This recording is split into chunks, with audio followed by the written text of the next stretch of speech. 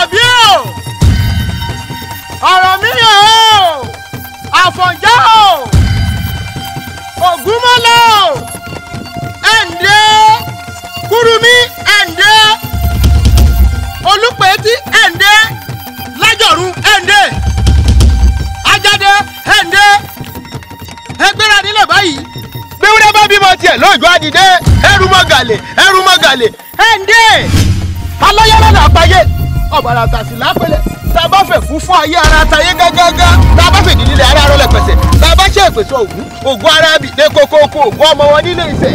igúnlógún ní dúmọ̀ àjórí ọ̀bí òkòtò kọ́ ní dúmọ̀ pàrí màjèjọ́ sára ságísá ikú bá gbá wọn lọ́wọ́ mú pẹrẹgẹdẹ ni wọ́n jẹ́ fúkú bárùn bá gbá wọn lẹ́sẹ̀ mú wọn ju òwèrè ń pàtà bí ọ̀bí òkòtò kó bá gbá wọn lẹ́sẹ̀ mú wọn dọ̀rùn alákejì ní kílódé afárí ogun àkàrèkọ́ ibùdó mi ni mo wà tí mo ti ń gbóhùn rẹ kíkẹ́kíkẹ́ tó gbanúgbó bẹ́ẹ̀ ọdẹ tí ń bẹ níwọ̀ oòrùn nìkan ní bẹ́kú wáyé kí ló wá dé. òun ló gbàdà lọ́wọ́ ẹnìkan nílé bẹ́kẹ̀jì lérí ọmọ olóde alùpẹ́pà. ọ̀kàrẹ̀. ìwọ náà wò oníwàásí ṣe wàásí oníwàásù ṣe wàásù àwọn bàbá wa àwọn náà tún ṣètanijí tiwọn kàkà kọ́sẹ̀ lára ọmọ ìyá àjẹ́ orílẹ̀-èdè yìí ó tún fi gbogbo ọmọ rẹ̀ bóbìnrin jọ. Abba wò bí ilé ayé ṣe rí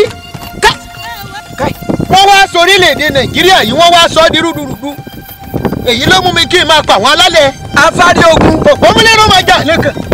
ó rí orílẹ̀-èdè tó dalẹ̀ lẹ́dùn àdáwọ̀ sí àwọn adarí wa ni wọ́n ya kàtàngírì àwọn tó jẹ́jẹ́ lúnú wọn àwọn tí ń ṣe dáadáa o àmọ́ púpọ̀ nù wọn ní ṣàbùrú tó bá jẹ́ pé ìwọ̀n dání èbó yẹ kí wọ́n pèsè iṣẹ́ fún takọtabo ni àbí kí ni takọtabo ń wẹ́sẹ̀ lọ sókè òkun fún.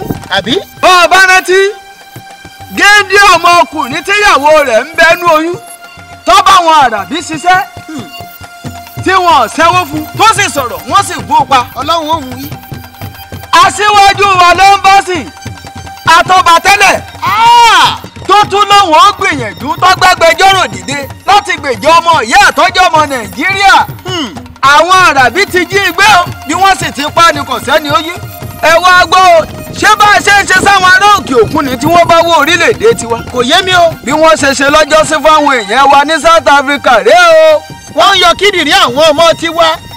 Abba ẹ máa wá gbọ́ o ẹ̀yin adarí tẹ́ ẹ lókun àtágbára tágbára ń bẹ lọ́wọ́ yín lórílẹ̀-èdè yìí tí ẹ lè sa ipá àtagbára yín kẹ́ẹ̀gbèjà wa lórí báwọn òyìnbó ṣe ń kó wa lẹ́rú torí ó kó òwe ẹrú ètí ìdúró wọ́n sì ń kó wa lẹ́rú àwọn ọmọ wa ń jẹ̀yà lókè òkun o. gbogbo èyí tẹ̀tọ̀ orílẹ̀-èdè yìí wà lọ́wọ́ rẹ̀ tẹ̀ ń jẹ́ mugu ti yí ẹ̀ ní níwòsàn o. àṣẹ o àṣẹ o.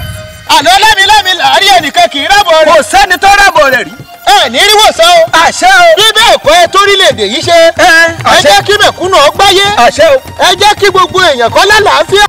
Please share this video and subscribe to Afari Ogun TV channel on YouTube. Because we are trying to protect our people from slave trade. This nation is good and our leaders are bad.